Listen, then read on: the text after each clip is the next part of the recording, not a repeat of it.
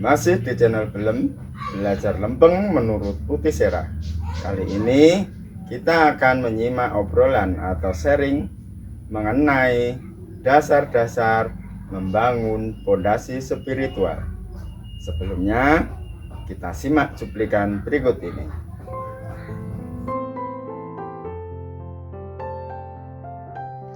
Hal-hal kecil atau sepele yang merupakan dasar-dasar dalam membangun sebuah fondasi spiritual jarang terpikirkan.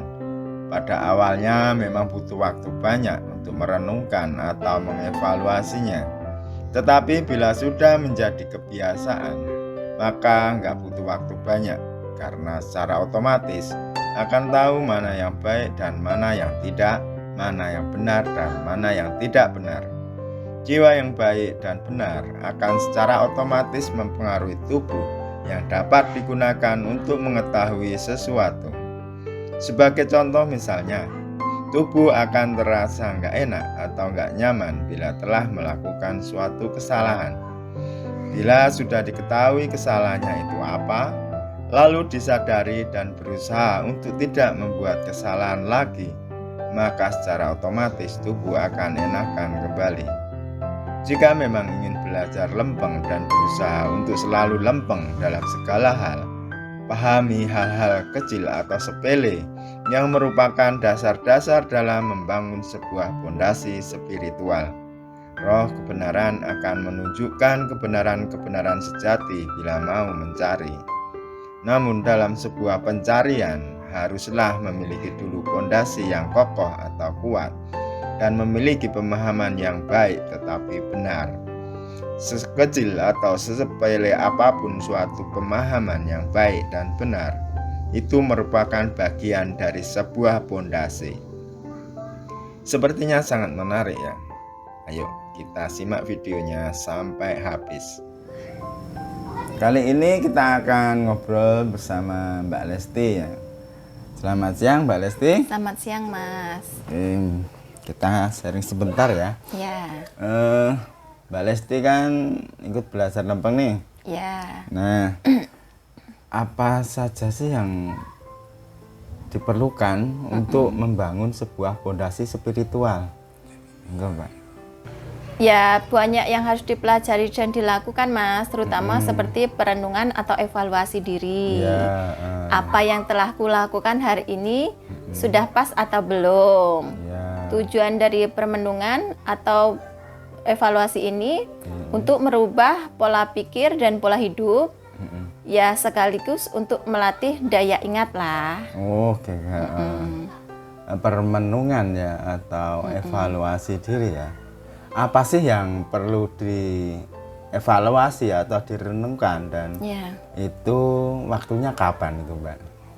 Ya, kalau misalnya ada sedikit waktu luang saat kejadian atau sesudah kejadian, yang saya evaluasi itu biasanya apa yang telah saya pikirkan seperti rancangan, hayalan, atau rajutan.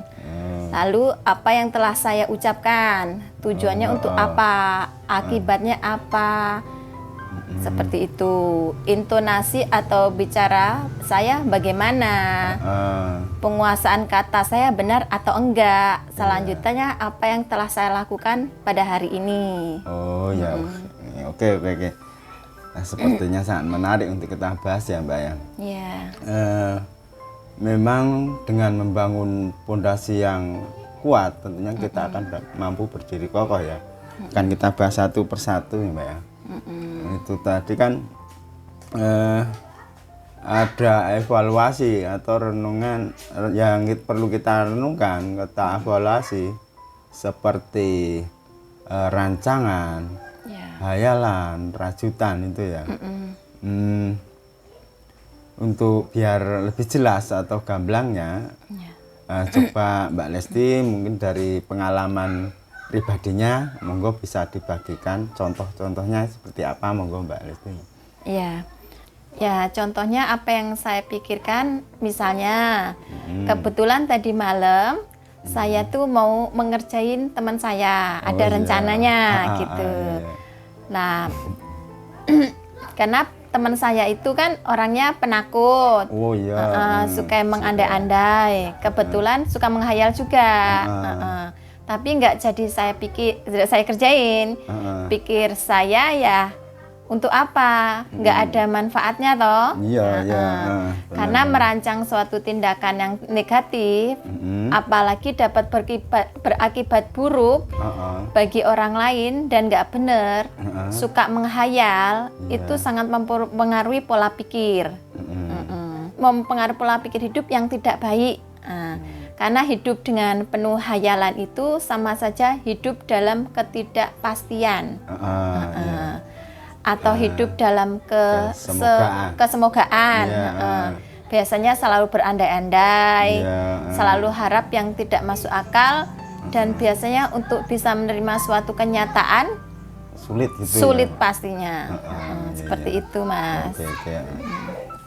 Baik, terima kasih Mbak Lesti. Itu tadi sebuah pengalaman yang menarik ya dari salah satu contoh dalam membangun fondasi spiritual ya.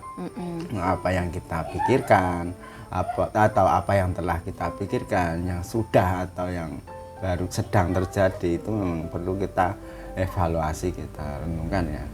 Nah, ada selanjutnya ya, kita ada evaluasi mengenai apa itu tadi, rajutan ya, rajutan atau merajut. Nah, coba dari Mbak Lesti mungkin ada yang perlu dari pengalaman pribadinya mengenai rajutan, monggo di-share. Ya, dulu kan pernah kumpul-kumpul waktu sama teman-teman ya, Mas. Dulu ada yang ngomong sambil mencibir dan menyinyir saya. Saya sih selalu berpositif aja thinking. Saya nggak merajut, saya nggak memusuhi ya. Ya bisa jadi hidung lagi kemasukan rengit atau lalat kecil dan berusaha untuk membuangnya gitu. Nggak usah dipikirkan kan, karena bikin kesel, biarkan saja, nggak usah boros. Sayang kepala ini penuh dengan rajutan benang ruwet. Iya. Mendingan mikirin hal-hal yang positif aja. Intinya nggak usah dibikin rajutan lah, yang memboroskan pikiran kita ya. Karena itu cuma bikin kesel tadi itu aja. Ya benar sekali Mbak, itu baru masalah pikiran yang kita renungkan ya. Padahal masih banyak hal sepele lain yang perlu kita renungkan, seperti ucapan kita itu loh. Ucapan kita itu tujuannya untuk apa? Terus penggunaan kata atau penempatan katanya itu bagaimana gitu loh. Kalau ucapan kita itu tujuannya apakah untuk mendidik atau membangun atau mensupport gitu loh. Mendidik tentunya kita memberi sesuatu hal yang baik dan benar. Kalau membangun ya merubah karakter seseorang dari dulunya kurang baik menjadi baik atau lebih baik lagi gitu. Kalau mensupport ya tentunya memberikan motivasi atau semangat supaya dia itu mau bangkit dari keterpurukannya gitu loh Pak. Atau apa ya, ucapan saya itu ini dulu ya Pak ya, ini dahulu kala ya. Ucapan saya itu biasanya untuk melepaskan rasa jengkel. Biasanya saya itu ngedumel. Ngedumel terus kalau sudah ngedumel kan di sini rasanya puas, plong, gitu. Plong, kapok, marem gitu. Sama aja. sama saja ya. Ya. Nah, itu dulu saya. Apalagi kalau emosi saya itu berlebihan, biasanya saya itu menyalahkan atau menghakimi ya. Dengan cara biasanya kalau enggak ya memaki atau membentak gitu loh. Yeah. Terus saya pikir-pikir lah, untuk apa itu loh? Itu kan buang energi percuma gitu loh, Mbak. Yeah. Kalau misalnya juga kalau saya merasa di atas misalnya, saya itu selalu ucapan saya kadang ya mencibir atau nyinyir seperti yang Mbak pasti alami tadi ya. Ya itu, saya itu nggak berpikir bahwa apa yang saya cibir, apa yang saya nyinyir itu adalah di atas saya apa enggak. Yang jelas ya pikiran saya itu kurang jernih gitu loh. Cara berpikir saya itu kurang jernih dan ya waton jeplak gitu loh. Asal jeplak. Gitu loh. Terus ya akibat dari ucapan saya itu kan ujungnya kurang baik atau negatif ya. Kemungkinan besar kan itu justru bisa menimbulkan kebencian. Nah, makanya itu juga harus dievaluasi gitu ya. Iya.